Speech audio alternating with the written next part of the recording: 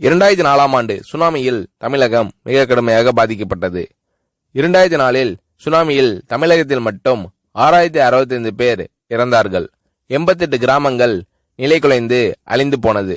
இந்த சூழ்நிலையில் அம்மா அவர்கள் எடுத்த நடவடிக்கையால் 10 கிராமங்களுக்கு ஒரு அமைச்சர், ஒரு IAS அதிகாரி, ஒரு PRO என்ற ஒரு குழுவை அமைத்து உலக வரலாற்றிலேயே இது போன்ற மீட்பு நடவடிக்கை இருந்திருக்காது என்ற அளவில் 3 நாளில் பாதிக்கப்பட்ட கிராமங்களுக்கு மின்சாரம் வழங்கப்பட்டது. குடிநீர் வசதி செய்து தரப்பட்டது. இந்த மின்னல் வேக நடவடிக்கையால் அப்போதிருந்த இந்திய ஜனாதிபதி அப்துல் கலாம் மற்றும் அமெரிக்காவின் முன்னாள் அதிபர் கிளின்டன் ஆகியோரின் பாராட்டுகளை அம்மாவின் அரசு பெற்றது. அழுத கண்களை துடைக்கும் கரம் கொண்டவர் அம்மா அவர்கள்.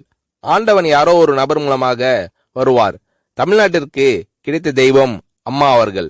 சுனாமியில் பாதிக்கப்பட்டவர்களில் 40 பேருக்கு 2 குழந்தைகளும் சுனாமியில் இறந்து விடுகிறது.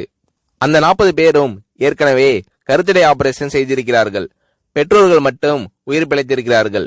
உயிர் பிழைத்தவர்களுக்கு இனி குழந்தை கிடையாது என்ற நிலையில் அவர்களுக்கு கருணைவு ஆபரேஷன் செய்து அவர்களில் பல பேருக்கு குழந்தை பிறந்து அந்த குழந்தைகள் இன்று பள்ளிக்கு சென்று கொண்டிருக்கிறார்கள்.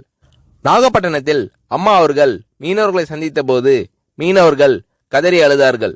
அவர்களிடம் அம்மா அவர்கள், நான் இருக்கிறேன், நீங்கள் கவலைப்படாதீர்கள், இழந்து போன உயிரை தவிர மீதி அனைத்தையும் நான் உங்களுக்கு தருவேன் என்று அவர்களுக்கு தேவையான அனைத்து உதவிகளையும் செய்து தந்தார் அம்மா அவர்கள்.